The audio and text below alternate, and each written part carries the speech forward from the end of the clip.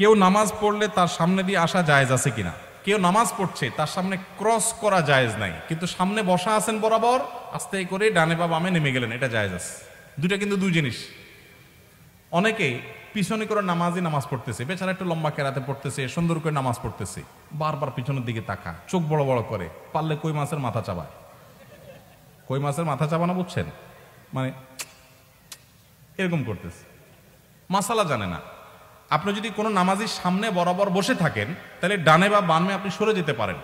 এটাকে বলা হয় নুজুল, সরে যাওয়া, এটা জায়েজ আছে। মুরুর হলো না জায়েজ। মান মাররা বাইনা ইয়াদাইল মুসাল্লি, হাদিসের ভাষ্য। মুরুর মানে হলো ক্রস, অতিক্রম, এক পাশ থেকে আরেক পাশে যাওয়া, এটা না জায়েজ। সামনে বসে আছেন, সরে গেছেন, এটা না জায়েজ না। সুউদ মুরুর, সুউদ এবং নুজুল এই দুইটা জায়েজ, মুরুর না জায়েজ। হাদিসে মুরুর নিষেধ করা হয়েছে, সুউদ আর নুজুল নিষেধ করা হয়নি। আপনি নামাজ পড়ছেন, সামনে জায়গা ফাঁকা, জামাত দাঁড়ায় গেছে, তো আপনি পেছন থেকে সোজা নামাজির বরাবর দাঁড়ায় গেছেন, ডানেও যান নাই বামেও যান নাই, বরাবর যা দাঁড়ায় গেছেন, এটা জায়েজ আছে। আবার বরাবর সামনে আছেন, সরে গেছেন, এটাও জায়েজ আছে। না জায়েজ কোনটা?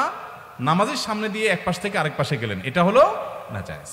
অতএব যত দেরি হোক, যত কষ্ট হোক, সবর করবেন এবং ক্রস করবেন না। আর যিনি নামাজে দাঁড়াবেন, তারও দায়িত্ব হলো যে মানুষের চলাচলে ব্যাঘাত হয় এরকম কোনো জায়গায় নামাজের নিয়ত করবেন না। এখন জামাতে নামাজ এক দুই রাকাত ছুটে গেছে, বেচারা সেগুলো আদায় করতেছে, তার তো কিছু করার নাই। এক্ষেত্রে সামনে মুসল্লিরা হাঁটাহাঁটি করবে না। অনেক সময় দেখা যায় নামাজিরা এক দুই রাকাত মিস করেছেন, মাসবুক হয়েছেন, তারা নামাজ পড়ছেন, আর বাকিরা উঠে হাঁটাহাঁটি শুরু করছে নামাজের সামনে দিয়ে। নবী সাল্লাল্লাহু আলাইহি ওয়াসাল্লাম বলেছেন, নামাজি ব্যক্তির সামনে ক্রস করা, হাঁটাহাঁটি করা, এটা কত বড় অপরাধ, এর শাস্তি কত জঘন্য হবে, এটা যদি মানুষ জানতো, 40 পর্যন্ত মানুষ অপেক্ষা করতো। 40 বলতে 40 দিন না বছর, সেটা নবী সাল্লাল্লাহু আলাইহি ওয়াসাল্লাম বলেন নাই। তাহলে বোঝা গেল যে ক্রস করা, অতিক্রম করা জায়েজ নাই।